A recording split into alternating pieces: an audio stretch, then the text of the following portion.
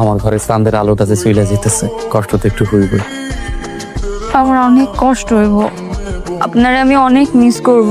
ওইখানে কেডাই আপনার মতো আমার এত আদর যত্ন করবে, কেডা খেয়াল রাখবে, খাওয়াই দেবে? আমি যে আপনারা ছাড়া ওখানে একটুও ভালো থাকবো না। আমার একটুও মন চাইতেছে না ওখানে যাইতে। আরে পাগলি, আমি তো মাঝে মাঝে আসবো, তোমার দেখতে আসবো না? মন দিয়ে পড়াশোনাটা করবা। তুমি ডাক্তার হতে যাইতেছো, ডাক্তার হইতে।